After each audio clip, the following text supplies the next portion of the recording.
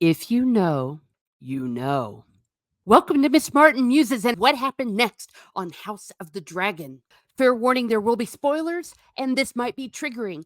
On the last video, we ended with Daemon saying in response to Jacaerys' death, an eye for an eye, a son for a son. Now I'm going to tell you how it went from there. Fire and Blood tells us that Daemon, in his gold cloak days, made a lot of connections, many of them not what we would call fine, upstanding citizens. And to do this revenge, to claim this son for a son, he chose two people. One used to be the City Watch, but was kicked out for bringing about the untimely demise of a working lady. The other was a rat catcher. They are known as Blood and Cheese. As a rat catcher, Cheese knew, quote, the hidden doors and secret tunnels that Maegor the Cruel had built. This is how he was able to lead Blood into the Red Keep. They went to the Tower of the Hand and into Queen Alicent's rooms. Here, quote, Cheese bound and gagged the Dowager Queen. Then they settled down to wait, for they knew it was the custom of Queen Helena to bring her children to see their grandmother every evening before bed. Helena arrived with her children, quote, Jaehaerys and Jaehaera were 6, Maelor 2.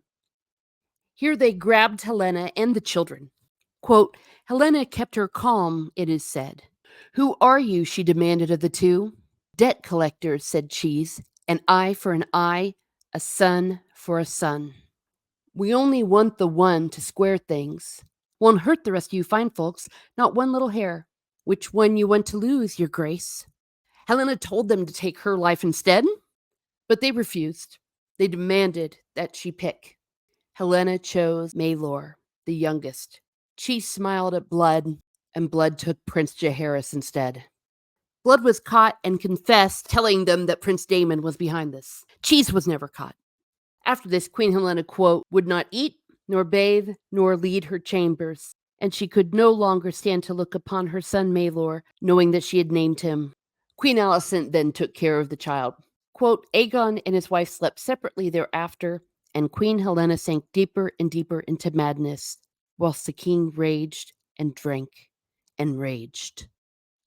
Fire and Blood says that after this, quote, the Dance of the Dragons entered a new stage. Blood called to blood for vengeance, and across all the realm, lords called their banners, and armies gathered and began to march.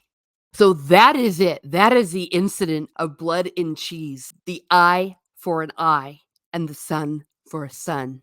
When I read this for the first time, I was completely horrified, and I can't even imagine how they're going to show this in season 2 of House of the Dragon. But it is an essential part of the show. It must be done, and as I've shown you from some of these pictures, we have seen that it will occur. Let me know in the comments what you think. Will you be watching the episode in which this occurs? Despite the rather gloomy tale I've just told, please have a great day and be certain to never get involved in a succession conflict.